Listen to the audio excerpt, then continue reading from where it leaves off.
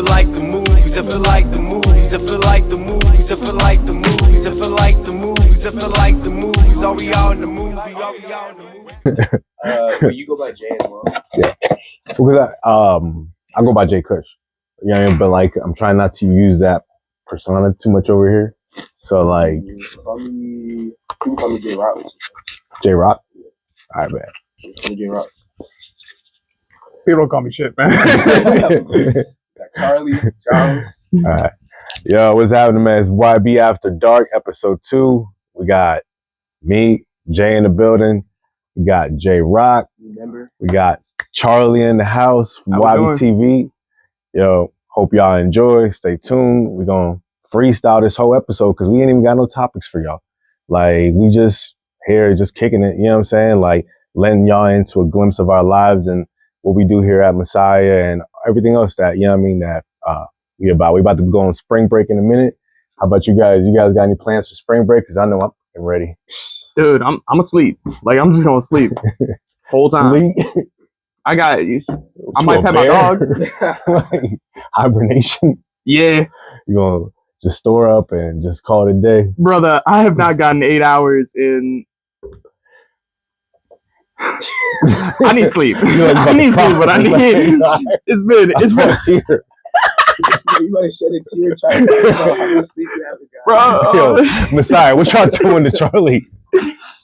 Oh, I'm going through it, man. But you know, it's, no, but I definitely hear that, yo. Because I mean, it'd be busy. Like, I don't know about y'all, but like my professors really whipped my ass this weekend. They was giving me like last minute assignments, like right before spring break.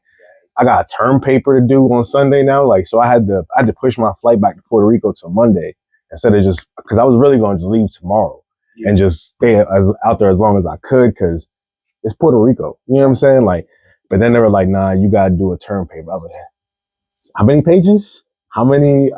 Oh, nah, dog. So now, like, you know what I mean? It is what it is. It's part of college life. You know what I mean? We got deadlines we got to meet and like, and all that shit. It just, I wish, like, I don't know, maybe pick a different week. You know what I mean? Like, besides like spring break. Before we go to spring break, like, what we doing? It's like, but, also, that's a term paper. It's supposed to take the whole term. We're only halfway. What's this about? Like, that's crazy. Yeah, he was tripping. But what about you? You got any plans? Finna catch up on some much needed sleep like you. Talk to my guys from high school, you know, I haven't seen them in, you know, probably a while. Go to a few universities, have a few parties, you know, talk to a few people, you know, I'm a social bug, gotta get out there. But just chill, to be honest, you know, I just wanna really enjoy the break. I would go somewhere, but I need that sleep. Yeah. Just go talk to my parents, check up on the family. So this is gonna be a chill break for me.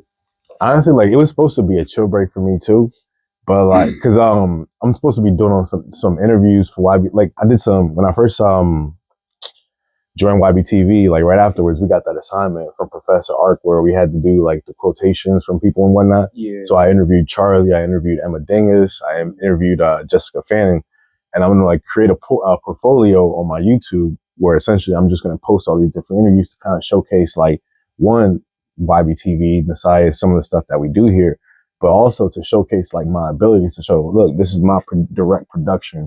You can see now the kind of work that I do on top of like all the podcasting and stuff that I'm gonna be doing. Right. But I was supposed to go work on that, you know what I'm saying? Cause I told him I was gonna do it during spring break. But man, I've been tired, bro. Like I've been like I need to sleep. I've been running ragged. Like I've been running from spot to spot to spot. Like from here to doing pods to doing, going to the studio, recording music to running back to the crib, coming up with ideas, posting on social media, trying to plan. Like even just off our first podcast when we clipped that up, like you know what I mean. Like so, for example, a couple months ago when I was doing my old podcast, I discovered this kind of AI thing. It's called Opus Clip. So it's kind of cool, right? So essentially you upload a clip to the AI and it like scans through your podcast and it picks the clips for you. So you don't got to do the work yourself. You know what I mean?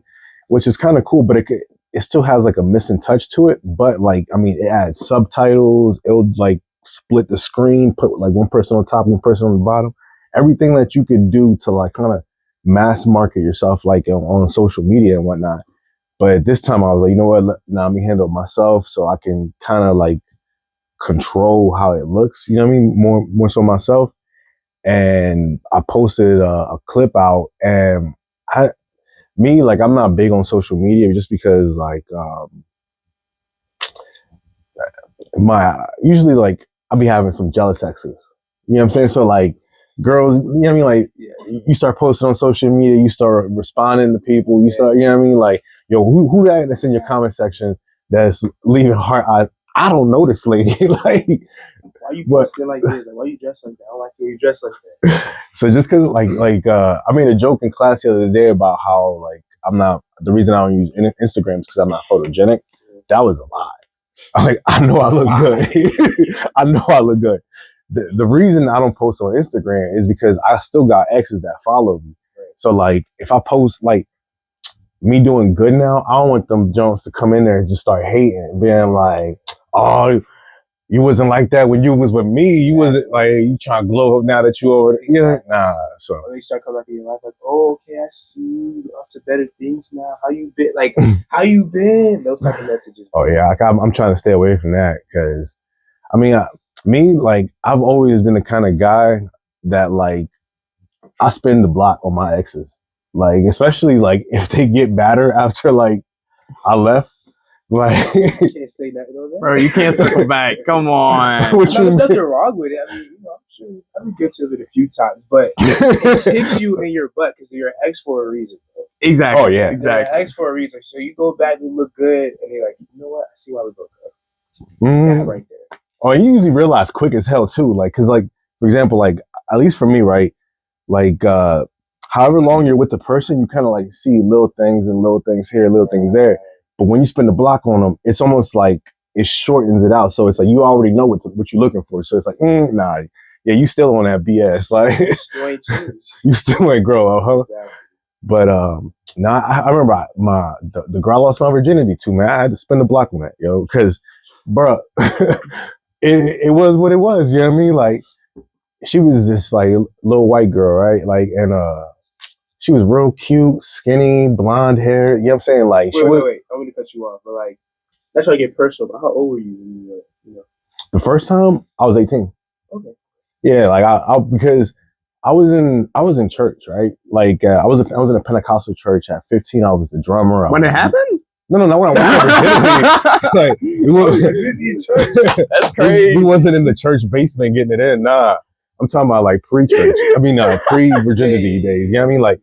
I was in a Pentecostal church. I was a drummer. I was a youth pastor. So like, I was really like, I didn't know how to like even like approach women like that. You know what I'm saying? Like, you gonna approach them with some verses, like hit them with the John 3:16. I mean, like girl, you can approach her with some verse. She'll love you. But the girls that I liked, yeah, like the head cheerleader or you know what I mean, like them kind of type girls, like they wasn't with it. So I really like.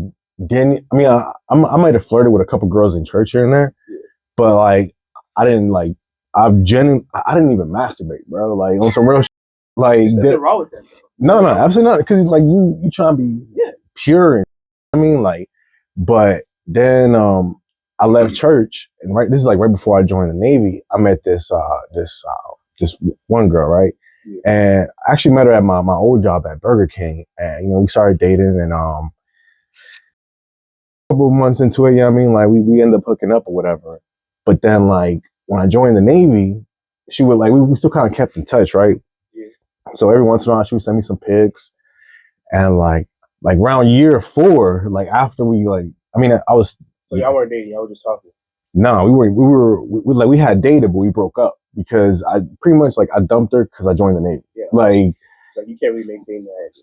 Yeah, she was trying to get married like right away. And like me, like I was like, yeah, I was like, I gotta explore. You know what I'm saying? Like, and she wasn't, and I mean, like, to be fair, I was probably at that, like, I might have led her on. You know what I'm saying? Cause like, wanted to get married? Or that? Maybe, like, cause like, in the sense that like, you know what I mean? Like girls just be saying shit sometimes, and you just be like, "Yeah, nah, baby, like whatever you want." You know what I'm saying? Like, I don't know about all that. I mean, whatever it takes to get some buns. You know what I'm saying? Like, nah. I'm in it for the love. Like, I mean, listen, I was 18 and horny. You know what I'm saying? Like, I do get that. Like, I can understand the mentality. But like, I joined the Navy, and then like, I would come back home every so often. Like, you know what I'm saying, to see my parents and stuff like that. So she would hit me up, be like, "Yo, when you come slide through," she was going to college at the time. I come to like her college bar. We would chill, drink, spin the block. But then like a couple of years passed, and I seen her like maybe like 7 years after that, right? And she done like she got thick, like thick, like, and I was like, "Is that?" You gotta look at her 20. Like, wait, what? Like you gotta zoom in on it, like On a bro, like, and Thursday she afternoon. exactly. and literally like I had just I had gotten out the Navy. I had moved back in with my parents because I was going through a divorce at the time. You got married? Yeah. When was this? In the military. You know what I mean? Like that Navy stuff. I feel like she has something to say about that. Oh, I'm sure she would, but you know what I mean? Like, how old? Like she ruined my life back then. Damn. But I was 25, like around there. Too bad. Cause like I think for me, like I was about to go to the Middle East, right? So I had a fear that I was like I might not come back. So like I wanted to get married to make sure that in case something happened, she'd be straight. You know what I'm saying? Because she had a kid at the time, so like the dad wasn't involved. She was relying on just me. So I was like, yo, let me make sure like you get all your benefits. If something happens to me, you get all your shit. Blah blah blah blah. You gonna be set. But like, what you gonna call it? She like people. A lot of people don't realize how tough it is to make like military relationships work. Right? Like it's a lot of sacrifice. Like you know, and to be fair, they didn't sign up for it. You sign up for it when you sign the contract. Everybody else is just impacted by it. But you know, for her, it was like we were still so fresh in our relationship that like she didn't really like trust me like that. And probably for good reasons, because she had some bad friends, and I probably might have like stole a couple glances and she might have caught me. But you know what I'm saying? Like when I went over there, she was like on my ass all the time. Like, and I was like just trying to work, make my money. I didn't even go out. Like I was just like, I was a homebody. So I would go to work in the Middle East, come back to the hotel, pass out, wake up, do it again. Maybe order some food in between or whatever. But for her, like every night she'd be calling me like, yo, what you doing? I know you about to go out with them hoes. Like, yo, like she one of those. And she just kept at it to the point where like we got into this huge fight, and then she told me like pretty much that she was pregnant, but then that she miscarried on purpose, that she started drinking and like, oh man, I was already married at the time. Like, what was I going to do? You know what I mean? Like, but she was like, yeah, I done miscarried this baby on purpose, blah blah blah blah blah. So I was like, all right, bet. We done. Like, you know what I mean? Like it's a wrap. So me, I went and I did my thing. Like for like 2 weeks, I was just running through them. Like, cause it was, especially when you're in the military, yo, like, you know, people don't realize that like when you get to these places, the people there know that you're coming. You know what I'm saying? So they're going to have some baddies waiting for you the second you get off the boat. The second you get out that plane, out the airport, there's going to be some baddies around. Like, for example, at the base where I was at in Bahrain, right? It was Naval Station Bahrain or whatever, right? The second you get out the base, like maybe 500 feet outside the gate is a restaurant called Rock Bottom. It's a Thai restaurant. It's a whorehouse. You know what I'm saying? Like, and it's a known thing. Like, and literally you just walk a couple feet, go into a little restaurant, order you some shrimp fried rice, walk out with a Thai chick. You know what I'm saying? Like, and it was just like Uber Eats, but for women. You know what I'm saying? Like you know how hard it is to break out of some of those habits. Like when you're young, got a stupid amount of money on you, and you don't got the parental supervision. You don't got maybe like big bro there to sit there and be like, yo, man, don't do that. Don't be spending money on that. Save up, invest in some stocks, or you know what I'm saying? Like in your head, you thinking I'm gonna make this money again, and so you know what? It ain't nothing for me to blow through that.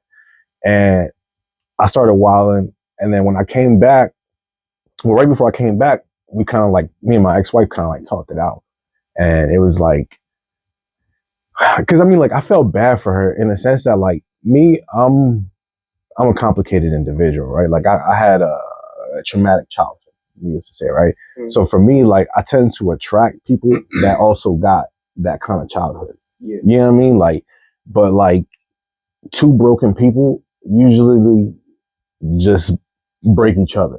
You know what I'm saying? Like, so that was kind of like what happened. And, you know, we ended up moving to Puerto Rico together, try to make it work out. I told her about what I did. She got mad as hell at me. I'm like, I don't know why you mad at me. You killed my baby. Like, of course I'm gonna go do what I did. And then like, but like for her, it was like, she could not let that go. Like every second she got a chance to throw it in my face that I cheated, she rubbed that in my face. Like, and it was like how long are you gonna hold on to this? Yo, like we've been past it. It's been like 6 months and you still like dragging it. That'd be the thing about women sometimes, and I'm not trying to like, you know, step on anyone's toes. Yeah. Because like people can't be like, what do you mean? But like sometimes when it comes to females and what you tell them, especially if it's something of what you're telling us, like it's hard for them to let that go, because then now that's all they're going to think about when they see you. Oh, there's my baby. They're like, oh, he slept with this, and that. So now it's like every time they see you, that's all they're going to think about. All they're going to think about. It's like it's going to be hard for them to get out of that, because that's just how women function. That's how women function. Now, I'm not saying every female's like that, but to a degree, they are like that. You get what I'm saying? Yeah. I feel like in the case of cheating, though, like it is that's like, it's more understandable that's something that's something that like someone wouldn't let go. Because I mean, like at the same time though, you would be perfectly right not to let the purpose miscarriage go. Yeah. Like that's crazy, and like that's just messed up. Like that's just insane. Killed my baby. Yeah. You killed my baby to like hurt me? Like and that's wild. But like, you know, at the end it's like two wrongs don't make a right. No, of course not. But I think like guys we compartmentalize, right? So like it's like we still gotta go to work. We still gotta go make bread.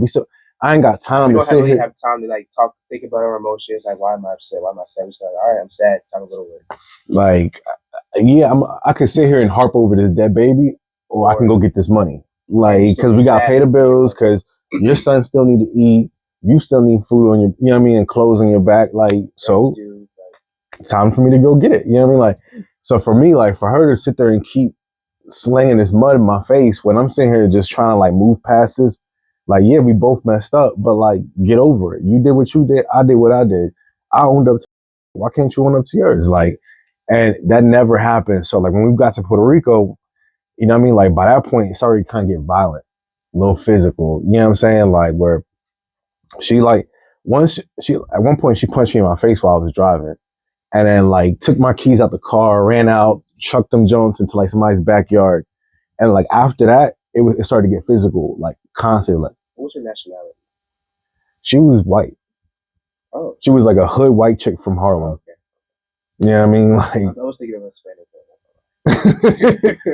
Punching someone in the face while they're driving is, you're in the same car. Yeah, like that's insane. No, like that's how crazy she was. You know what I'm saying? Like, but it was like after that, she started to feel a little too comfortable. You know what I'm saying? So like almost every other argument, now she over here trying to smack me, trying to like, and I'm like, so that's where you gotta leave. Not gonna lie, because then like, not trying to like add race into this, but because she's white, she can use that against you. Oh no, definitely. If you hold her like, he hit me, see my wrist start. Yeah, so that's where you gotta leave at that point, man. And the thing was like, I even had a friend that was going through that same type situation, but like, I still couldn't walk away yet because like, I think part of me felt like guilty for like what I had done myself, that I felt like I deserved to be punished. I deserved to go through this. So I allowed that to happen. You know what I mean? But it got to the point where like, even like when we went to Puerto Rico, right? Like she smacked me in front of my whole family. You know what I'm saying? Like, and like, I ain't gonna lie. I smacked her back. Like it happened, instinctual. Like What's your family saying when she smashed you? they just like were shocked as hell. Like they couldn't, like they didn't do nothing. Like they just kind of like they were like, "That's y'all shit. We're gonna let y'all handle that type shit." Yeah. But you know what I mean? Like for me, it was like the embarrassment of just getting smacked out of me in front of all my family. You know what I'm saying? And on top of that, the anger of like constantly going through this month, like week after week, it was just like, nah, it just cracked it right back. You know what I'm saying? And then afterwards, then she started crying, like the whole, oh, you hit me shit. And it's like, yo, like, you did you just forget that you just smacked me in front of my family?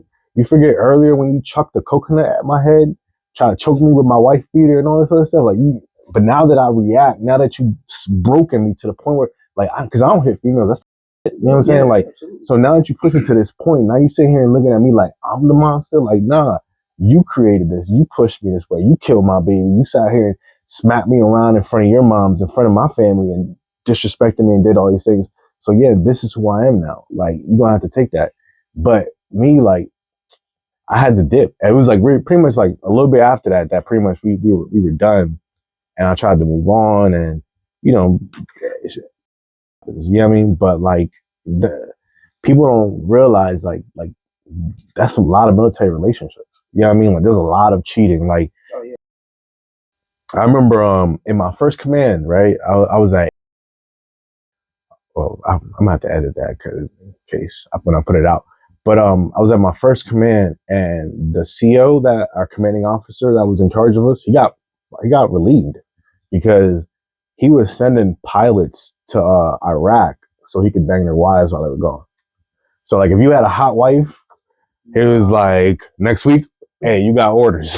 Like I would crash out if I find out my boss is smashing me. Oh, that is next level backstabbing. That's insane. Yeah, you guys go to Russia real quick. I got your mission over there. Come back, wife, hey, I'm pregnant. I get pregnant. Nah, that's crazy. Man, it's the CO, the commanding officer. Lizard stuff. Bro. That's a lizard. That's a lizard stuff. Yeah, man. It was. I mean, and that's the thing is like people don't realize like what really happens behind the military. Like there's so much stuff that I was exposed to, so much stuff that I seen early on. Like for example, like right, like we used to have, there was this joke, right, that like, for example, like the girls on the boat, they hate the boat, like because you have like these like coffin like beds. It's not real big. You get these shitty ass little wrap blankets.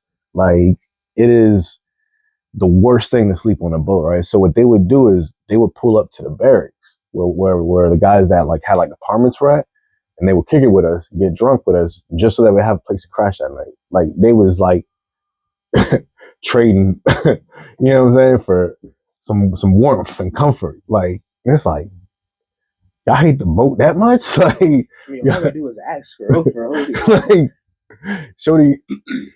I mean, like I used to see some people's wives would get recorded getting smashed out like while drunk, then getting shared around like at work, like in the shop. Like so you come to work and all of a sudden like all your coworkers would be sharing a video of your wife like giving 3 of your homies top from the shop. Like I can't imagine that, bro. That's mentally just destroying, bro.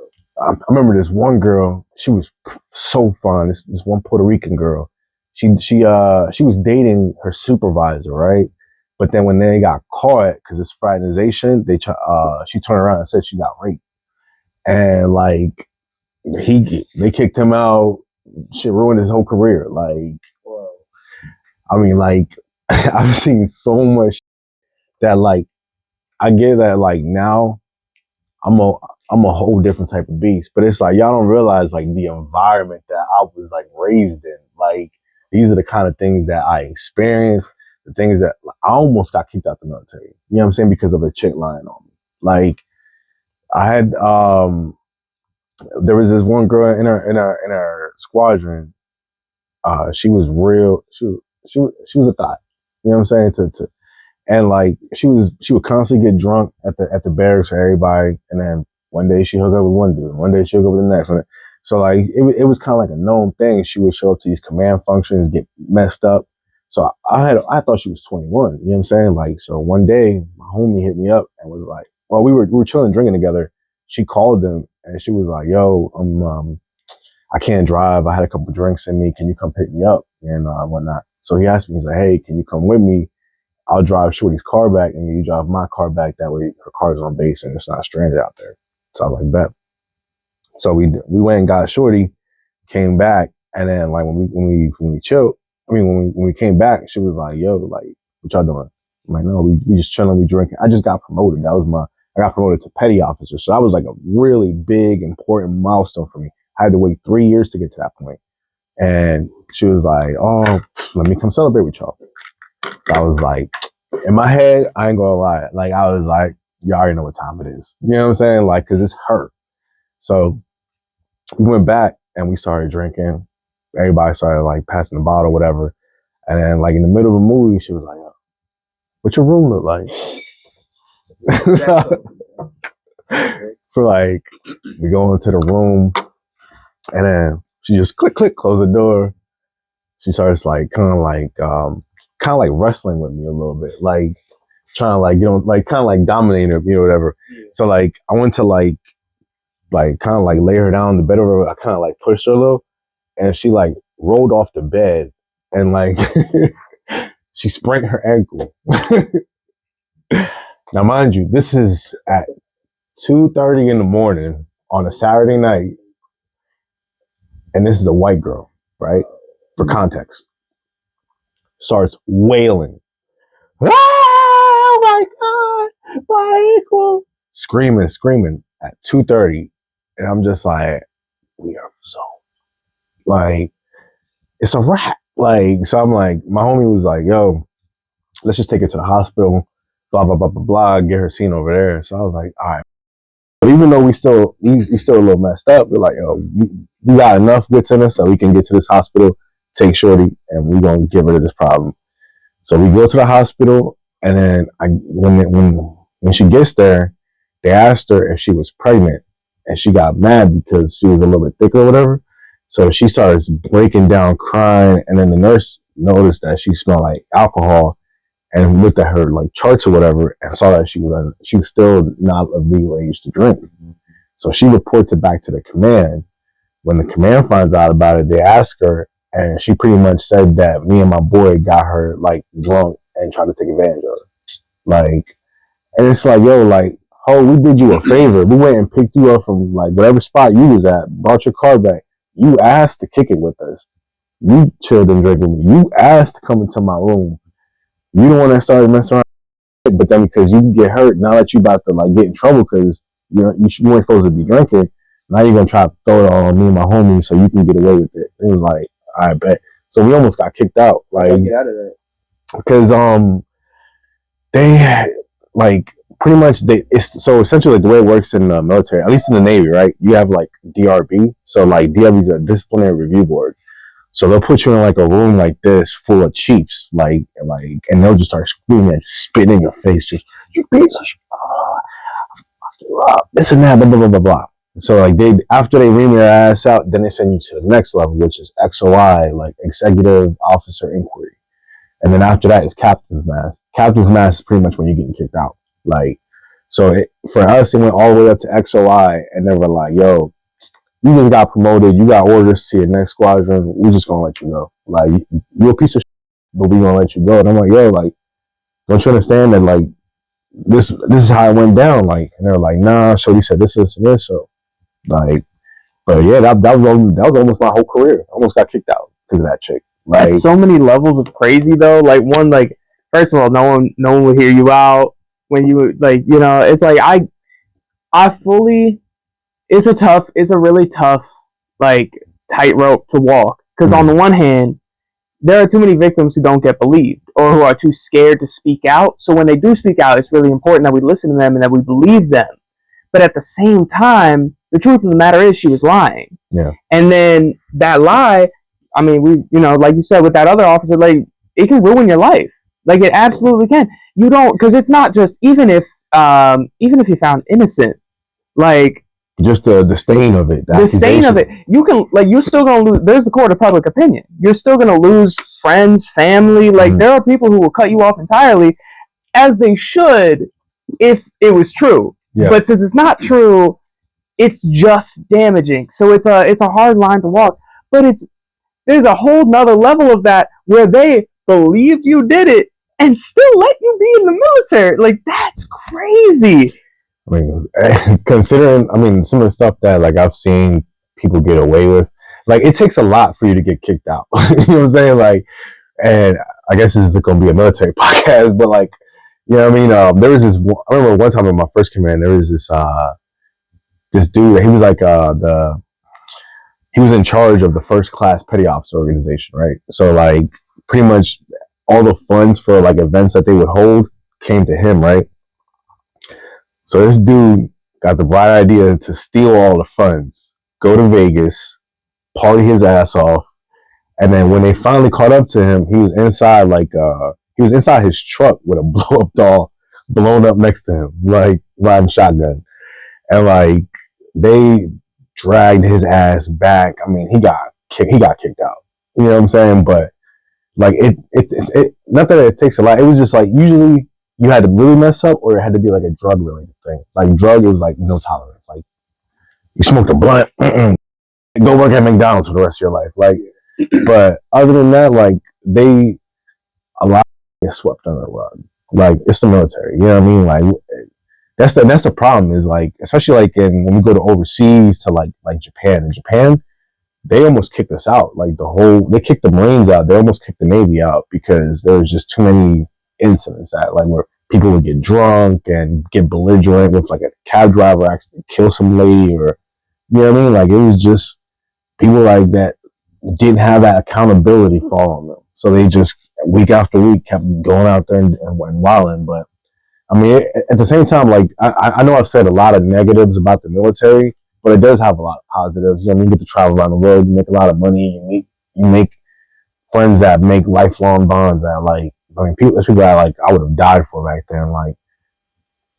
But it is kind of like a fraternity. You know what I'm saying? Like, and it's very tight knit. Where it's like, if you don't got people like in your back, like it's a wrap. So you gotta know certain people in certain places to kind of like move. But like I got through it. I did my 6. I got the hell out and survived. But now I got a little bit of PTSD, major depression. You know what I mean? To go through with that. But I mean, that's life. Like everybody got battles and struggles. Just like I'm pretty sure if you ask, you know, somebody from certain environments, they probably like that experience certain things. They gonna have certain, like people that come out of jail, like they institutionalized. So you start doing things like that, like kind of like trigger them. About, you know what I'm saying? Like they gonna snap. You know what I'm saying? Yeah. Like so it be like that. But so what about you guys? What like tell me about y'all life. Well, not for me. Well, I mean, I guess a good, well, because you brought up fraternities and PTSD. I don't like this is on a much lower level, like far step down from the military. But I did have a buddy who was like, he was rushing a frat last year. I love this dude. Right, he's great. He's an idiot though. He was dumb for it. He was really dumb to do it because it was the stuff they had him doing was like genuine war crimes, like against the Geneva Convention type beat. He was like, I would call buddy up, you know, every so often just to check in, make sure he's still alive, because he'd be like, every time it'd be like, yo man, or like at the beginning he was like, yo man, this frat is awesome. The brothers are so cool. Everyone is really chill. They keep giving me all this, like, you know, free weed, free drink, or you know, devil's lettuce for the Messiah audience, I guess. But is it the devil's lettuce? Like God literally put it here. It's a plant. It's a plant. But you know what I mean? Like, does it not say in Genesis all plants that bear fruit are good? You know what I'm saying? Like, that's why like me and Messiah are gonna disagree a little bit, but that's between, you know what I mean? Like, me and God. Yeah. I mean, either way, he's talking about like, the party, the initiation. They did like a day where they brought in like alumni who were in the frat, and they talked about what they're doing, and that's like, and to the credit of fraternities, there is a benefit of that bond where it's like, oh, I'm in, like, that kind of opens you up to this, to these resources. It's like, okay, now I have connections automatically coming straight out of school. So if you have, a previous brother who is, like, in the industry that you want to work in, now you have a connection in that industry. So he was talking about, all the benefits, all the bright sides, and then also the parties as, part of the bright side. But it got really messed up really fast. Like in the beginning, it was just like some weird things here and there. What really threw me off, he was talking about shot girls, where it's like there's a sorority who partners with their fraternity, and they have their pledges like dress up all nice, get dolled up. Sometimes they did like bikinis, and they would like go to parties and serve shots and like do like body shots and stuff like that. And I was like, that sounds really degrading. Like that cannot be a good environment. Like that's crazy. And it's like, I don't know. Like if it's all like everyone who's there chooses to be there. So like to each their own, but still that does not sound like the healthiest environment at all. And I was just like, dude, I don't know, man. That sounds a little crazy, but you do you, right? Yeah. Like he said he was having a good time. He said everything was fine. I know I'm not gonna stop him. Like I've given my 2 cents. He don't want to take it. That's on him. I don't do fraternities because usually fraternities be a little gay to me. I don't know, like so yeah, because the stuff they had him doing, some of it was like straight up masochistic. Yeah, like yo, you gotta eat a cum sandwich. Bro, what? Like exactly. Like that's exactly the stuff they doing. And it's like, bro, he's like, yeah, because then. Like 2 weeks in, like it's how like he's rushing the frat, and like 2 weeks later, like he's rushing the frat now. Like he's not just going to the parties, and then all of that is ended. He's like, yeah, they won't let me sit on the couch anymore. The couch isn't for me. He's like, so he's not. Pledges aren't allowed to like sit down at all. They're like during parties, they have to clean up after. He was talking about oh man, he told me some of the punishments were insane. Like they had bows and toes, which is they would do a plank on their elbows with beer bottle caps under their elbows and toes. And he's like, yeah, it's not that bad, though. I mean, after a while, it starts making an imprint on the bone so it doesn't hurt as much. That's crazy. Dog. It's not that bad. That's no, that's imprint crazy. On bone? That is that. I'm thinking about, he's talking about, like, yeah. About an X-ray, you got a little Coca-Cola imprint. Exactly. It wasn't Coke. You know what I mean? But well, actually, Messiah, it was Coke. It was Coke. It was Coke? Cocaine? No, Pepsi. Pepsi. They drink Fanta. They're not sponsoring us. Doritos. There we go. Those are if we the are cartel mic. Yeah. Hey, if you're listening. Yeah, like they were, they're doing that. He's like, dog, I drank so much vomit. I'm like, what? I'm like, why'd you drink your own vomit? He said, I didn't say my own vomit. That made me want to. Dog, I know, right? He was talking about. He'd be like, yeah, they made us do the gallon challenge and then the re-gallon challenge. I was like, what's the re-gallon challenge? He's like, what's it sound like? Yeah, like I'm snuffing you. Like if you bring up a gallon of throw up for me to drink, and if it's like. They would drink a gallon of milk, throw it up, and drink it again. Yeah, no. Why? Why would you? And he's like, yeah, that's pretty bad. Not that bad, because you could also get like they'll let you get drunk beforehand, and they gave and they were giving him little booger sugar that kept getting him through, and I'm just like, dog, you are addicted to drugs. Like, you're not okay. You need help. I thought. He's half white, half Puerto Rican. What fraternity is he part of? He's a white fraternity. Oh, you can't give no Rican no coke. Hold on, because I never said. I never said he finished rushing though. Is it a white or black? I don't know. It seemed pretty mixed. I think. Like, yeah, I don't know much about it. Wasn't really in that, but I wanted to play pledge when I came to college, and I came here. I was like, bro. And like I still do want to pledge, but just to certain fraternities. Because I did my research. Certain ones I'm like, yeah, I'm serious. The other ones I'm like, okay, I don't mind the consequences or like the things you have to do to enter. So I still kind of want to pledge a little bit, but it's not as high because it's not a priority for me anymore. Well, he did say that there was one of his friends pledged a frat, and he's like, yeah, the worst thing he had to do was eat a goldfish. And I was like, oh, like a whole bag of goldfish? No, I'm naive. Bro goes, no. They went to PetSmart. I said, oh. A real goldfish. Yeah, I thought he meant like That thing is like that's hazing. Like that's that like because that we said talk about that in the military all the time. Like they would try to control like because the military had a lot of hazing like especially like it was institutionalized into certain things where like if like you reach a certain milestone or if you crossed a certain part of your like the ocean, they were like you had to go through certain rituals or whatever. But like I used to hang out with some white boys, right? Like because that's who usually was always trying to drink with us. Like, you know what I mean? So there was this couple white boys I used to kick it with, and they would always be doing like hazing, kind of like semi-gay. You know what I'm saying? That like I would always be like, it's really weird. Yo, dog. Like one time we were at a party, right?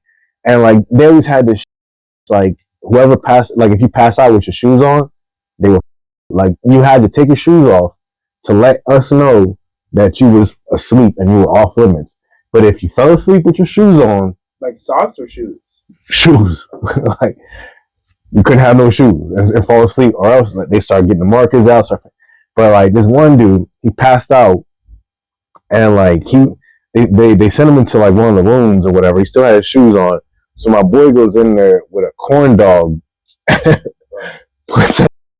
Between his butt, he didn't put it in him, but like, so the corn dog. Taking my pants off as a man and shoving a dog up my butt. If you, first of all, don't give unconscious people tea. Like, that's, taking the clothes off of someone unconscious, that's a case right there. It don't matter what happens next, that's a case. How are you okay as a girl? Police! Like, yeah, straight up. I'm about to go up to him, take this nigga's pants off, put this corn dog in his butt.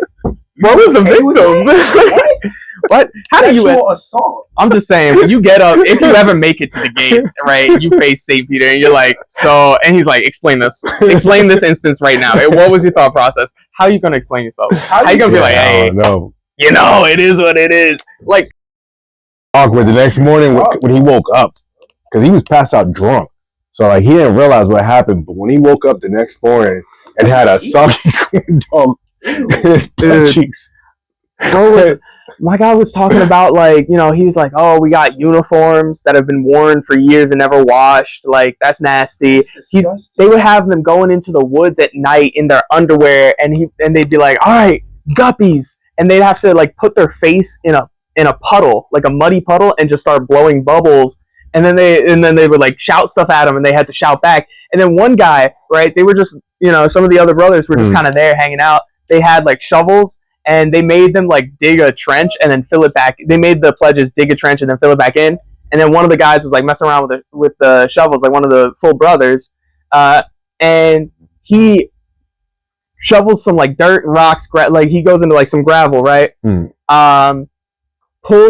He goes up to my buddy, pulls open it like the back of his underwear, and dumps a bunch of rocks in there, and then like it was like, now go sit down, no roll around, do this, do that. And the other brothers were like, dog, you need to leave. Like, you need to go. That's crazy. Like, I mean, like, that's where they drew the line. But then they were like, so like I said, my buddy didn't finish, right? Because at one of the parties, there was this girl who came up to him and was like, hey, you're a good kid. I'll worry about you. I want you to know they're going to brand you with a spoon. Like, that's the final initiation. That's the last thing you got to do. And he was like, I'm not getting branded with the spoon. And I'm like, he drank like gallons of vomit and yeah, you might as well at that point. Like, and I'm like, I'm glad you drew the line. I'm very glad he got out, like, because that is crazy. Why is that your line? Out of all the things you did, Get branded. at that, like, I don't know.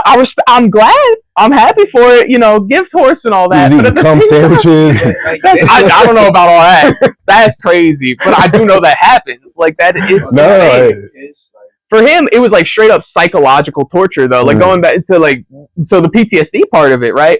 They would send them into this dirty, dark, damp basement, right? Where they would sit on a bench, all the pledges, they'd sit there, and they had this big party speaker, and they would take away, like, their phones, like, any way that they could tell time was taken from them. So they would sit down there, there was this big speaker just blasting white noise, like deafening, and they would just sit there for hours, days, who knows. They didn't, like, that was a part of it. They would sit there for, like, you know, hours, like, you know, seconds would turn to minutes, minutes to hours, and they would just be there. And then the brothers would go around and would flick lighters in their face. So it's like pitch black, and then boom, spark a light right in your face, like right in front of you. And so now my buddy's like, if anyone flicks, like, anytime someone flicked the lighter, he would flinch. And he would get like he would genuinely have, like, he would call me up and be like, yo, I had a dream where I was back in the basement, and it was awful. And I'm like, you need to get help, bro. Dog, you're psychologically scarred. Like, was it worth it? Was it worth it? Like, so I don't not know. even get the spoon, you know what I mean? Like, you frat, all that trauma for something. Exactly. Like, and this frat has had problems with hazing before, where they've been shut down by the school because they went too far. And so this is them, like, dialing it back.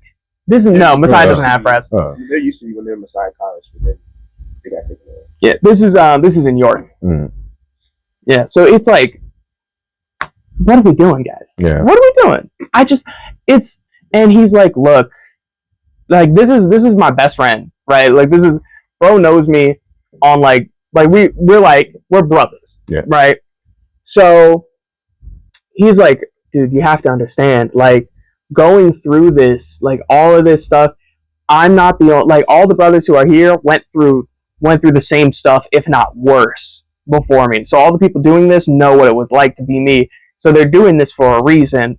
And it's like, the guys I went through this process with, like, are now, like, I'm closer with them than ever. And I'm like, bro, that's trauma bonding. I get it. I understand. It's a psychological thing.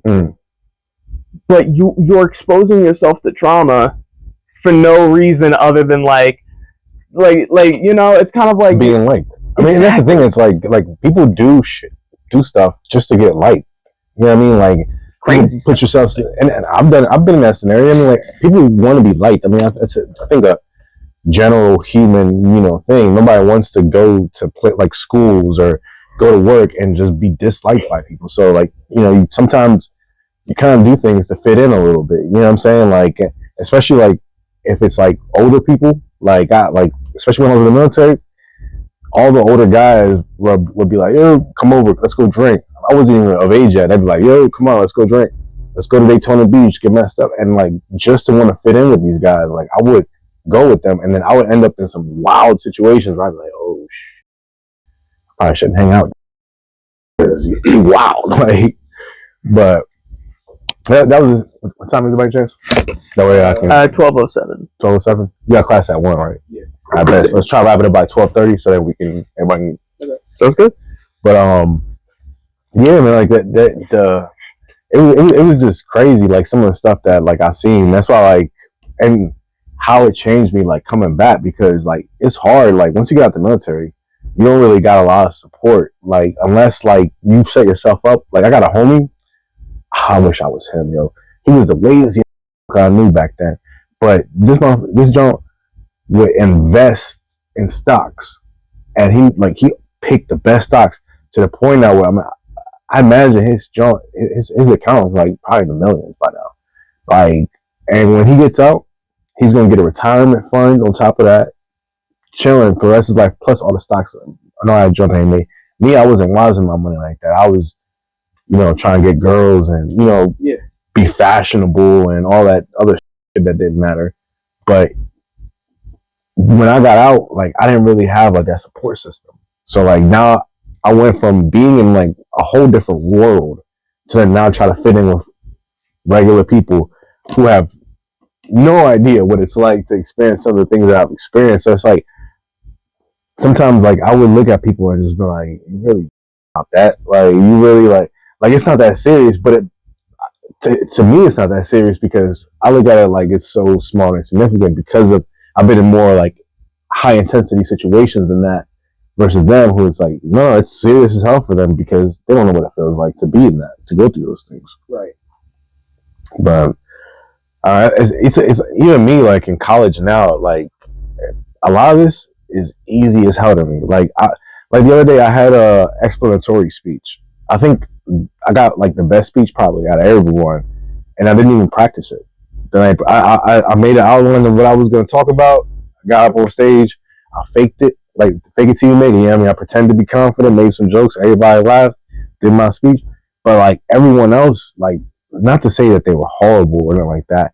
It's just that like you could tell like they were nervous because they're out of their element. You know what I'm saying? Like me, I'm a potter, so I'm used to being around people that I may not know and try to like throw a joke out just to see how it lands, or like I could get used to that, like the entertainment part of it. You know what I mean? Like, but for them, it was like, oh my God, I gotta get in front of this class. I gotta look at everyone. I gotta give this speech. Everyone's looking at me. The professor's grading me. Listen, and it's like, yeah, I get why it's like it would be like this is one girl in my one class. I'm not gonna say the class, but I guess she's a senior and she's about to graduate. But like she is completely unprepared to go out into the real world. She don't know. She ain't do no internships. She ain't do no networking. And like now she's like, oh my God, like literally having anxiety attacks in class. And I'm just like, girl, just breathe. Like, I mean, like even if like you get a slow start, you know what I'm saying? Like don't pan out the way you want it to, and you start doing something else. Like as long as you work towards what your goal is and never give up, you'll get there eventually, even if you take some detours. But it's crazy, like because I wonder how I would have been like in college had I not went through those experiences, had I not seen those things. Like sometimes, like even like in certain classes, I'll be saying an opinion, and like everybody be looking at me almost like kind of like crazy for saying it, and then they'll be like, "Yeah, no, but you kind of right though." Like, yeah, it's just that like they don't expect that kind of honesty sometimes for certain topics, or you know what I mean. Like it's just at me because I'm so used to podding. Like my first podcast was called Highly Offensive, so it was about purposely trying to be controversial because those are the takes that people actually give a crap about. Like if everyone says, you know, the same stuff over and over again, it's like, what makes you stick out from the other pod? There's a million podcasts out there. So what is going to make people come back specifically for you? And I was like, yo, I'm going to get on this mic and I'm going to say the truth, whether people like to hear it or not. This is how I see the world. And now, of course, I may be a dinosaur in this generation, like the Gen Zs or Gen Alphas, whatever they call it now. Like, they may look at me like, yo, bro, like, because they're so progressed from like, you know what I mean? Like for me, like I couldn't do plastic surgeries, let alone picture the idea of being like transgender. Like to me, that idea is such a like foreign thought. Like I just couldn't do it. Now I understand that there's people that internally they feel a certain way and they want their outside to reflect what they feel internally, and God gave them the free will and the body to do whatever they want to do with it. So that's their right. Now I would never try to like hate on that and take that away from somebody. But just like the thought for me, like of going through that, like constant surgeries, like even a sex change, like I just want to think about like just getting punched in the nuts or something like that, getting a good kick to the dick, it's gonna hurt. You know what I'm saying? Imagine like a doctor just snipping forever, then like rearranging your shit into like a little badussi. You know what I'm saying? Like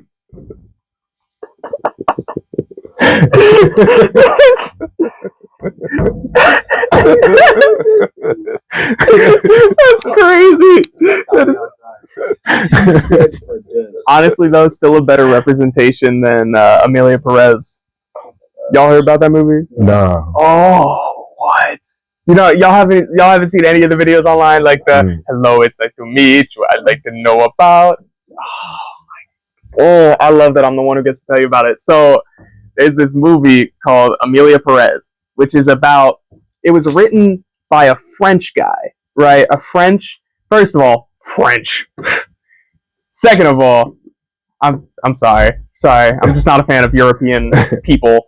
But it's jokes. It's all love. Especially German girls. Wait, I'm gonna take that back. But that's wild. Go in the shower. Nah,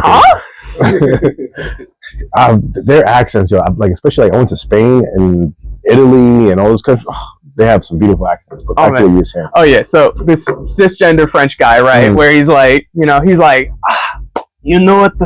Today I am going to write a musical movie, and as a cisgender man, I am the perfect authority to talk about transsexuals, and he's talking about, it's about a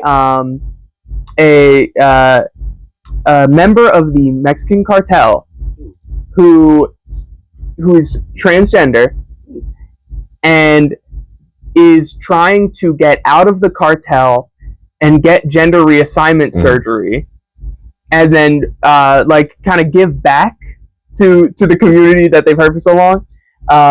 And everyone's mad about it. The transgender community is mad about it because it was terrible representation. Like, it was terribly done. The Hispanic community is mad about it, specifically like Mexico, because they're like, hey, the Spanish you use is wrong. The accents you're using are wrong. Like, none of them are using Mexican accents. The lead actress is I believe she's Dominican. Oh, is Zoe Saldana? Is that the I believe, yeah. Is that why they were bitching about it? I think that's why a lot of people were upset about it. Yeah, because it was, and frankly, like, she did a good performance, but that's not that. Like, you could, like, they could have put a lot more effort into, like, authenticity. They, like, people are mad that they're misrepresenting, like, the cartel. Like, the cartel's insulted. Like, it's cartel. Because they were, it's kind of like, how, let me watch what I'm saying. How dudes, exactly. It's a respect thing, because it's like I'm not from the streets. I'm not about that life. I would never try to pass myself off like I'm a gangster or I know about like gang activities, because that's really disrespectful. If they take that the wrong way, that's coming back on me. I'm good, bro.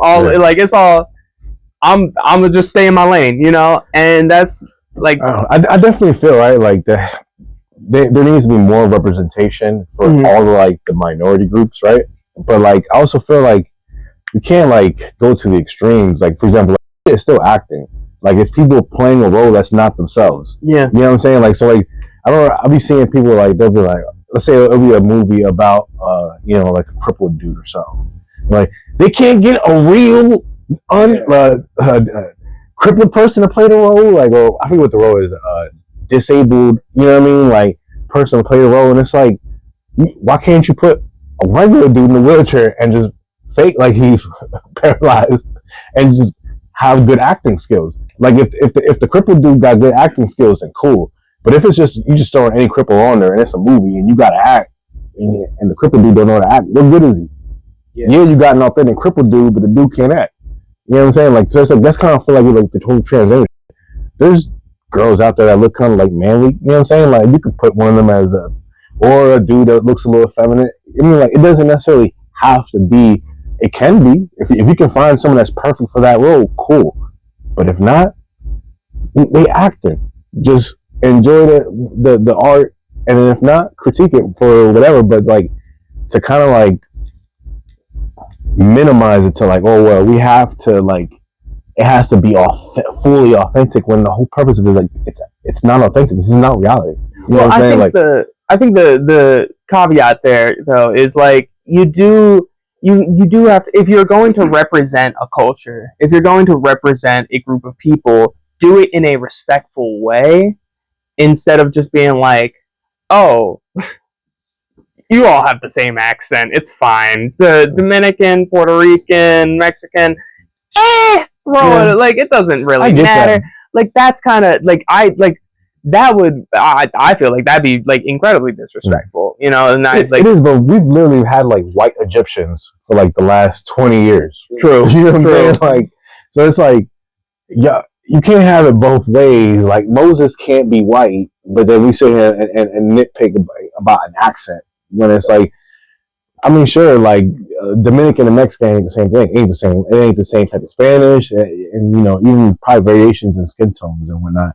But at the same time, like if she bodies the role, then now of course she didn't body it. No, exactly. Like that's the thing. You know what I mean? Like so that part I critique the that part of it, but don't boil it down to like, oh no, it's not authentic representation. Blah blah blah. Blah.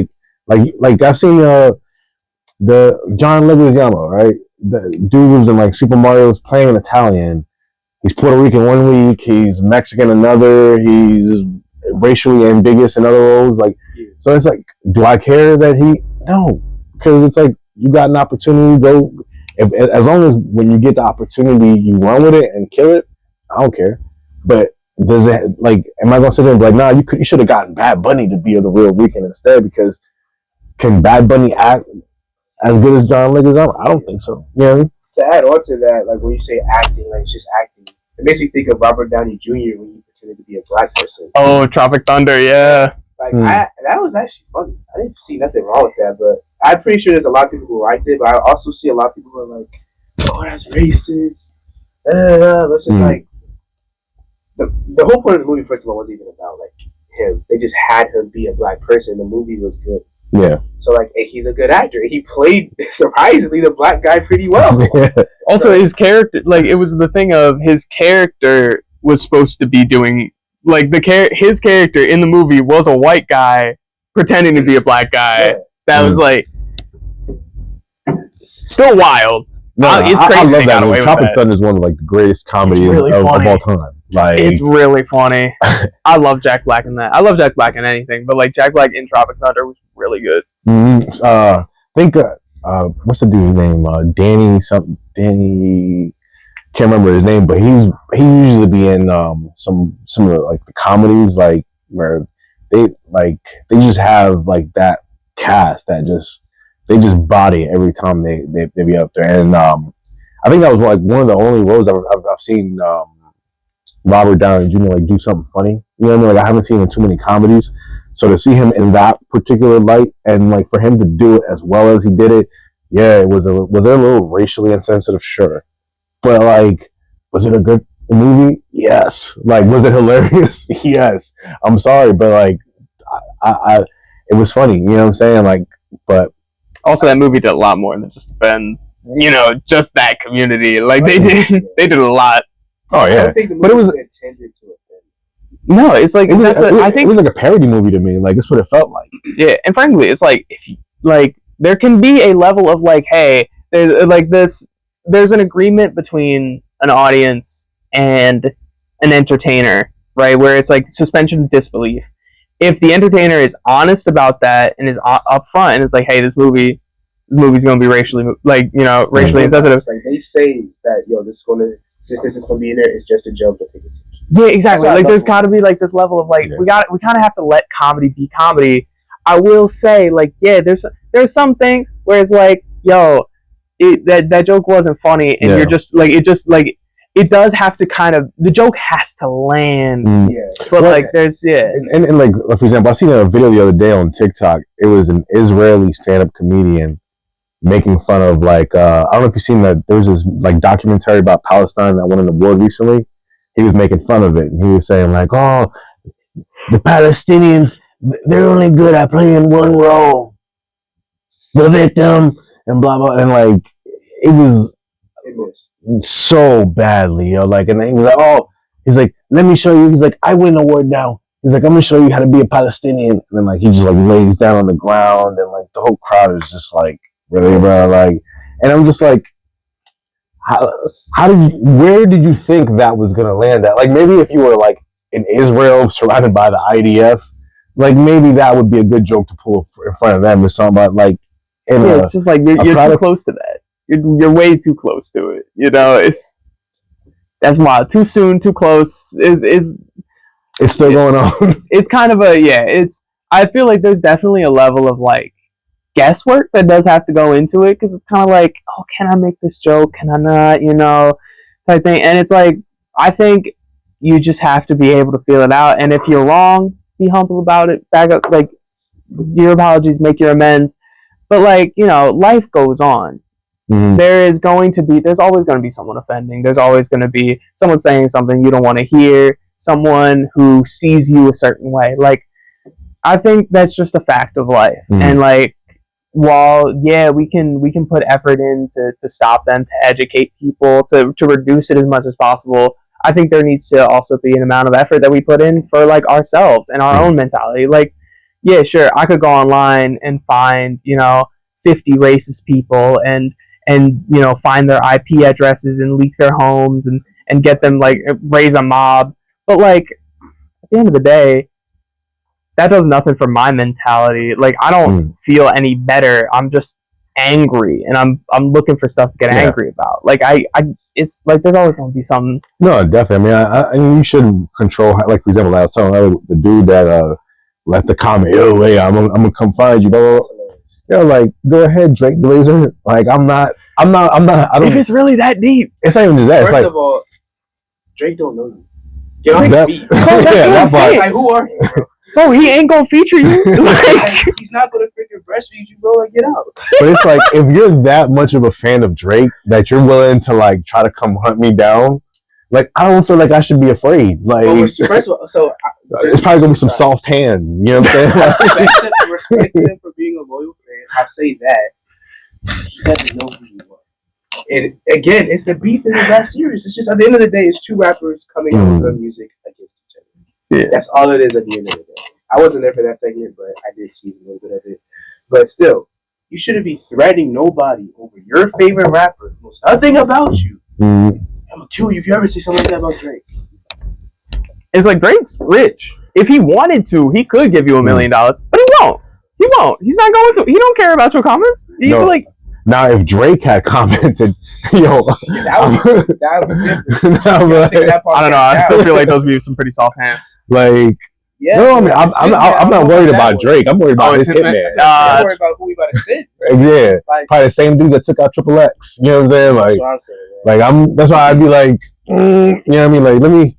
Or like his company will take up down your podcast. Like, I saw this dude who like was reacting to Drake's new lyrics about kids. He was putting them two together. His company would cease and desist. So it's just like, all right. If it's you, okay, cool.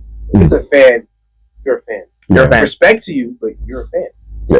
At the end of the day, it's comedy. At the end of the day, like, we're getting good music. It's good to see two good famous rappers going at each other.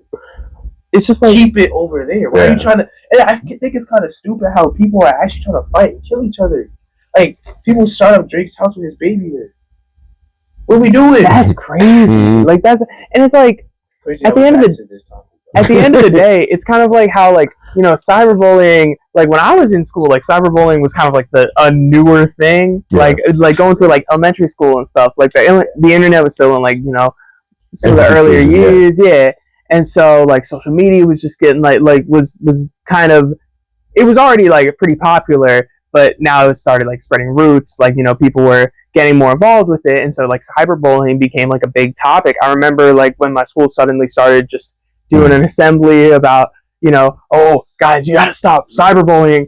I just remember thinking, I was like, just log off, like, just get off your computer, because I mean, there is an element of it where it goes beyond the screen, where like it comes up where someone's like, oh, I have your IP, like, I'm gonna come find you, blah blah blah blah. Or maybe your classmates see it, so they bring it up, like, when like, or something like that. And at that point, that's when it becomes like genuine, like, harassment, bullying, like death threats and stuff like that.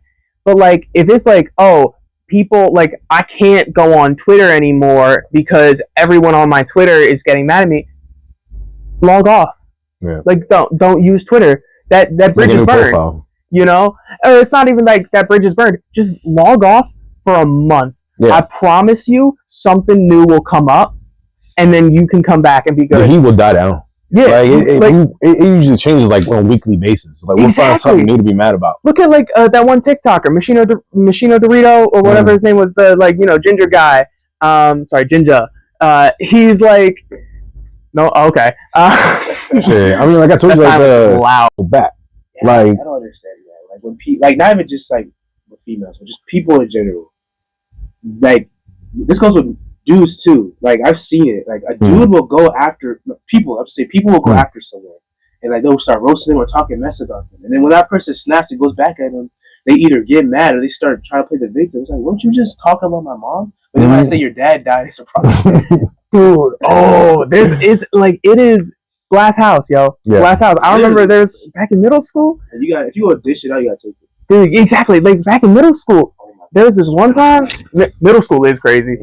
No one was a good person in middle school. No. There was I go into science class, right? I sit down. As soon as I sit down, this one girl, I don't know her. We haven't introduced each other. She's just like, I don't like your shirt. I go, oh, okay.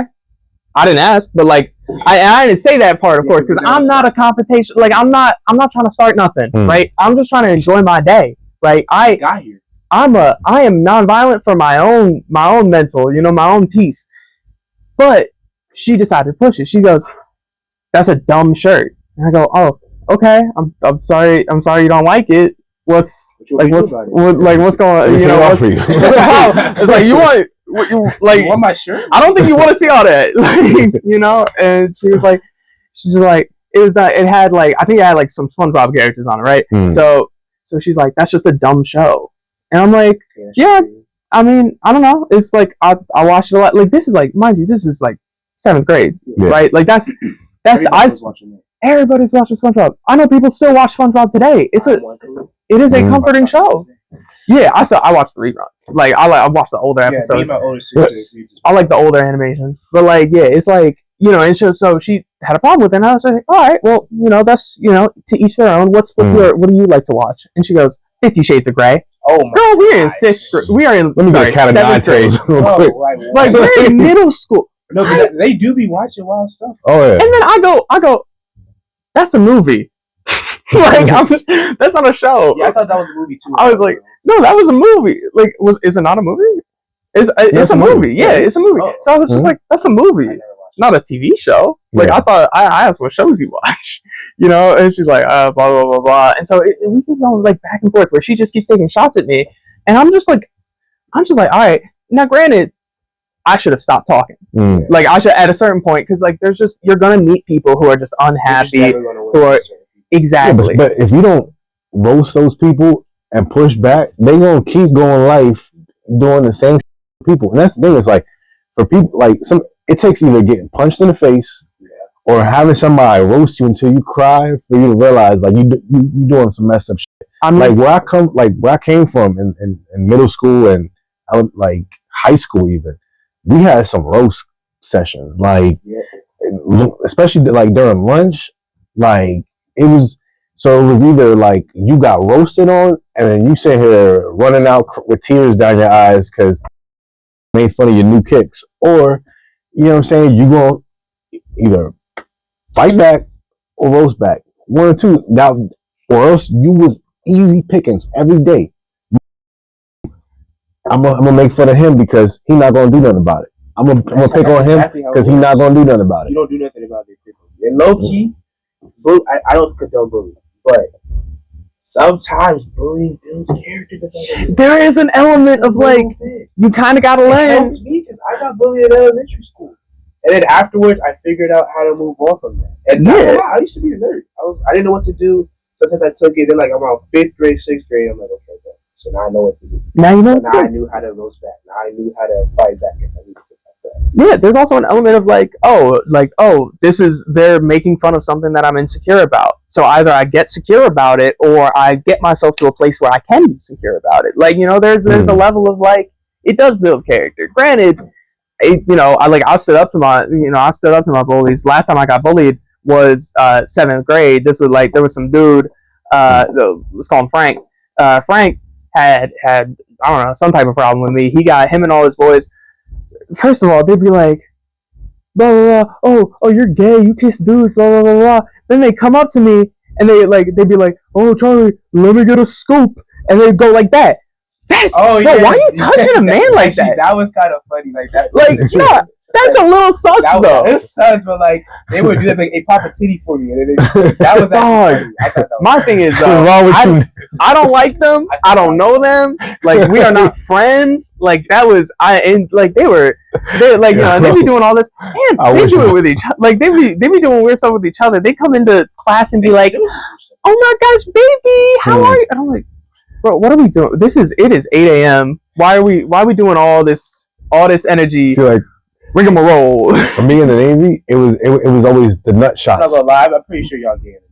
Respect. I mean, no, we're not all of us, but there's definitely like a handful of people. There's definitely an element of that. Yeah. You know what I mean? Like, you get a seaman is. I got it. I mean, you said it. But you know what I mean? Like, it'd be like we'd be in the mall with like the two white boys I was talking about earlier. I'd be doing like the little such shit. We'd be chilling. Like, for example, I'd get in the car and I'll say just bam, nut shot. We'd be like, oh, all right, I'm gonna get this up on the back. Like, and it'd be like, why are y'all always going for nut shots? Like, ain't no better way to prank your homie than like trying to my kids. Like, you can't punch me in my shoulder. I'm like, shoulder on my chest. Like, you nut shot, bow. I can't kiss no more. That's your fault. Man. Oh yeah, but going back to the like this, like, you know, so we have this like it's a little spat, right? And it ends with her going like, okay, well, you know what, like, happy people like you don't know what it's like to have your mom die when you're 7. And I'm like, whoa, that fully out of left field, had nothing to do, because she was mad that I was just like, well, I just enjoy this show, it makes me happy. And then she goes, oh, well, happy people like you don't get that. And I'm like, my bad, I didn't know all that was going on. Like, okay, my fault. Like, you got it, you know, I'll give her that. And that'd have been ammo. But frankly, at the same time, it's kind of like you're kind of using that as like an excuse to win an argument. Like, and it's not even, you're not even winning, you're just kind of ending the argument. Like, it's okay, but you know, I felt like I was like, okay, I didn't know that about you. I didn't know that was like, that's what's on your mind. Maybe she was having a rough day. So I try to be extra friendly, right? Next time I say, I'll be like, hey, I'm really sorry about, you know, what happened yesterday. I just wanted to come up and say, like, hey, I'm sorry. And I, like, you know, I'd like to try and be friends if that's okay with you. And she was like, no, like, screw you and all this, all that. Like, she like cussed me out. I was like, okay, in that case, I can just leave you alone if you want. And she said, do whatever, like, you know, and then cuss me out again. And I'm like, okay. And I walk away. And then, you know, it's like, I was, dog, I don't know. I don't think so. She was real mad. Some girls like they tease you, like, they be mean as hell. Come on, like, really mean, like, you're like, yo, what did I, like, what did I do? What did I do? Like, I've experienced this too. Like, there was a girl who used to bully me, not like hit me, but she would like talk bad about me, but I didn't care. And then one day she just called me cute. I'm like, I thought you hated me. She's like, I never hated you. I'm just like, what was this? Act like it then. Like, said this and that. But like, sometimes when girls like you, it's a way of them flirting. They'll be mean to you, or they'll say stuff to you, or they'll hit you. Yeah, like, I noticed that. Like, if they hit you a lot, it's like you hit me. So if they call you stupid, like, so just girls flirt weird, but guys are the same. It's no, I think it's a very human thing to just be like, she could have liked you. Yeah, I think it's a very human thing to be like, oh, I'm feeling these feelings that I don't really like understand or want to look into. So I'm kind of going, like, they're gonna like express, you know, it's gonna be expressed. It's gonna be expressed one way or another, and it's kind of like sometimes that can go in the complete opposite direction. Like, I get that. You know, it's kind of like, don't take it out on me though. Don't take it out on me. Like, my mom good, she living, like, that's your problem. Like, and you can feel sorry for the person and be like, yo, that's some tough. You know what I'm saying? I'm sorry you going through that. But if you still on that BS, all right. So let me. So let's skip ahead, right? Like 2 months, I think. Right? It was a good bit of time between then. At first I was friendly, you know, I was like, hey, what's going on? How you doing? You know, in the hall, every time, just F you, hate you, kill yourself, blah, blah, blah, blah. all right, like I would get cussed out on a daily basis by this girl, and I'm just like, all right, whatever. Like I'm like, all right, I'm gonna just leave you alone. I'm gonna just leave her alone. And then one day, I'm waiting at the end of the hall. I'm waiting for my buddy Ryan to get out of class so we can walk home together because he lived around the block from me. And you know, I didn't live in like a dangerous like area at all, really. Like, you know, it's like there were like fights and stuff, but it was always just a better idea to walk home with your friend because people did get jumped. Like, you know, it happened. But so we like, you know, I was just waiting for him, and she's walking down the hall and stops like, you know, maybe like 10 feet away and just leans against the locker and is like waiting there. I assume she's waiting for somebody else as well. And she's like on her phone. She looks up at me and she goes, "Ugh, what are you doing here?" And I'm like, I was standing here. And I'm like, "Oh, hey, I'm just, you know, standing here waiting for someone." Or I'm just standing here, you know, minding my own business. Like, you know, I wasn't trying to like be a jerk or nothing. I was just like, yeah, just waiting for someone. And she goes, "Ugh, whatever, loser, like all this, all that." And, you know, like she does this or that. And she goes, "Who are you?" Like, you know, she says like, she goes on this whole tirade, right? And then she's like, "Who are you waiting for anyway? Your mom? Because I know you're effing her every night." And I'm like, what? I'm like, What kind okay. of roast is that? I know you're effing your mom. Yeah, like what? Like, and I'm like, okay, okay. Walk away. And then I'm like, okay. See, for months, this has been on. I've been nothing but kind to her. Yeah. I haven't said a word against her, and she has held on to this anger and this all that. At a certain, but like you brought my mom into it. I was willing to brush off everything, and then you brought my mother into it. That's the problem. Because then I'm like, that was the breaking point. And I don't think I was right to say this, but I did respond with, "At least I have a mom." She lost it. She goes, "What did you just say to me?" Look, I swear she turned into a gorilla, like on some Beast Boy type. And then she goes, and starts like swinging on me like this. I'm like, okay, arms out, right? And the principal's right there, so he's just like, "Hey, what are we doing, guys?" Like, and he breaks it up, and she's all upset, like all this, all that, and I'm like, don't, like, you're not the victim. You just simply aren't the victim here. You are like, I get it, you know, 2 wrongs don't make a right, but there was much more than 2 wrongs, and only one of them was on me. Like, I respectfully, I get it. Like, it was rude of me to say that. But no, you deserve that shit. Like, also, because it's like, how you gonna make your mom jokes like glass house, literally glass house? Yeah. Come on now. Like, you can't be making mom jokes and you ain't got a mom. Mom kind of passed away.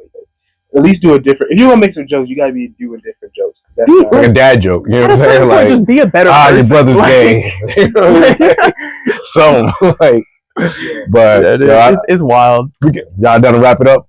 Yeah. Oh, but just one more thing. With you, what you're talking with the girl, my mom taught me that hurt people hurt people. So like, yeah, absolutely. I think just with her and like just with anybody in general, like what I've noticed that like if they're hurting, they tend to hurt other people either on accident or on purpose. And I've been a victim to that. Like I would talk to some girls or even dated some girls, and they've gone through a lot of stuff. Like they got raped or they got this happened. So in my head, I'm like, oh yeah, I can fix you. And then I would end up being that Coldplay song playing in the background. Yeah, like fix you in a way like I can, like I want to help you, like in that kind of way.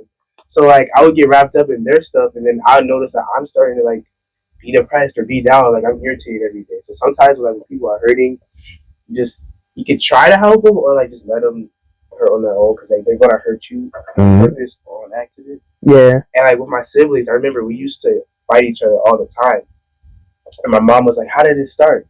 And she would be like, "See, this is what happens. You hurt him, so he hurt you. Hurt people hurt people." So yeah, it's like you gotta be strong enough to break the cycle. Because it's like there's misery loves company, you know, and there's a certain element of you can't really like as far as the fixing thing. Like I get that, I really do. And it's I think a lot of people kind of fall into that mentality without even meaning to. But it is like you cannot fix someone. Like they have to. It's you can offer help and support, but ultimately someone's healing has to start within themselves. Yeah, it's like internal. it's got to be. Yeah, it's like you can offer support. Like you can. It's that old adage. Like you can bring a horse to water, you can't make him drink. Like, you can give someone your support and your love, but they have to take it in. And the sad part is, like, usually those people, like, their trauma is so, like, present in their life that they can't escape it. They can't, you know what I'm saying, exist outside of that trauma. Everything just reverts right back to it. So it's like they don't know how to move on. Like, especially like earlier, I mean, you brought up a point about, you know, women being great. Like, that's something that's a recurring thing I've seen in my exes. Like, to the point where it's like a 1 in 2 type thing situation for me. It's like at least 1 out of 2 girls I've talked to that they had some kind of traumatic experience. You know what I mean? Like, it's insane how like prevalent it is. Yeah. Like, it's horrible. And I mean, like, and even worse, like, I mean, it happens to boys. Like, people don't like acknowledge, like, I don't know about worse, but like it is like worse, but it happens a lot with guys. It just isn't talked about, so it seems like an every now and then thing. But it happens a lot. I don't want to say just as much as girls, but probably close to it, especially with little boys. It's just really not talked about. Domestic violence too. Like, men experience more domestic violence, but or at least more unreported cases. And I never called the cops on my ex. When, I mean, I never reported that shit. That, like, I felt like as a man I wasn't supposed to do. Yeah, because the opposite of that is bad for you anyway. Because it's like, oh, this white girl, and then I'm a Puerto Rican man. You know, like I'm 6. Like, I would never hurt a fly. You know, I'm a very loving person. I've never thrown a punch in a fight. You know, I've been in 2 fights in my life, kind of. Like, the one, they both got broken up early on because it's middle school, and then like just in high school, I was just a peaceful dude, friends with everybody. So it's like, I'm not like, you know, make love, not war. But at the same time, is like, you know, or I guess, not at the same time. It's like, I've never thrown a punch. But that being said, I'm 6'3", pushing 6'4". Like, I'm you know, you can't control 200 some odd pounds. You know, like if someone was like, if you know, like if my girlfriend, like it's like if my girlfriend like fell and like, you know, ends up like with a bruise somewhere, and then someone sees that, and then they look at me, I'm like, how'd she get that bruise? How'd she get that bruise? How'd she feel like that? There was one time, my mom, oh my gosh, we were at a wedding, right? Like, we were staying at a hotel for someone's wedding. The night before, my mom gets in the shower, she falls, like big black eye, and like bruising all over like the left side of her body, and my dad was like, terrified, like he was scared, because he was like, he's, you know, my dad's black, my mom's a white woman, he's like, he knows these aren't great optics for him. He's like, people are going to be asking about that, and she's like, don't worry, honey, it's all gonna be okay, like I'm gonna stick right by your side. And he's like, don't walk, go, like, because if you stick by my side, it's gonna look like I'm controlling you. Like, you know, it's gonna look like, it's just gonna look bad on him. Even though he didn't do anything, it's still just like the optics. It's the optics, and it's like it's a heartbreaking thing to see, and it's just terrible that so many people, men and women, have to suffer like silently. You know, and I just don't think anyone should suffer. No, definitely. And like the sad thing too, like, you know, because like earlier I was saying, like, you know, boys go through some of this stuff too, but because they don't report it, they keep that internal trauma. They don't deal with it properly, and then probably enact it on women. I mean, that's why it probably is as high as it is. You know what I mean? Like, it's just a bunch of broken people out there breaking people, and it's just like, that's just the way the world is. But, you know, that's why, like, for example, things like this exist. You can come in and just talk, and people who weren't here can hear our conversations, resonate with that, and be like, you know what? Yeah, it's what they're saying, it hits spot on. Maybe I should go get some help and deal with this baggage that I got going on. Maybe I do need to heal. And yeah, I'm holding on to stuff that I shouldn't be, or whatever.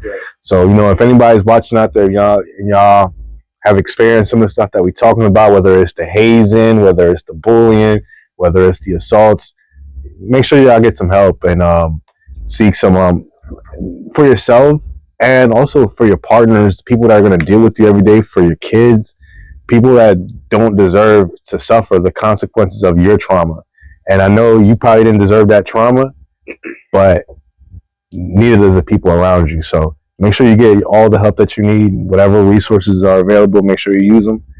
And yeah, like to try to spit on a positive note, let's go spring break. Yes, sir. You know what I'm saying? Like warm weather, Wild you know tone what I'm saying? shifts. Like, obviously. Hey, never suffer in silence. Let's go! Let's go! But for real how- though, like never suffer in silence. Like speak out. Speak out. Your voice is your power. Never let them take that away from you. Spring break! Spring break. But yeah, no, yeah, it is. There's spring break. I'm ready, bro. I'm Dude, I ready for haven't the been sun. excited for spring break since elementary school. Y'all can see That's it. how Run. long. Like middle school, I didn't care. High school, I didn't care. But college, I'm ready for spring break. I'm a grown ass man. Yeah, right? I'm ready for spring break. Dude, run the pod back. I've been yawning like crazy. Like, dude, oh my gosh, I'm so ready. But- So ready to get out of here. Hope you guys enjoyed. This is YB After Dark episode 2. Dose. Like, share, subscribe, comment, all that stuff. That way we stay on y'all YouTube algorithms. Follow us on all our social medias. I'm And new here. I'm the new member. So. keep coming back. Yeah. You know what I mean? Because next week we're going to talk about some more stuff. Or not next week because we're going to be on break. Yeah. But Next time. sometime in the we'll see future. whenever you see, bro. Yeah. Check out our clips.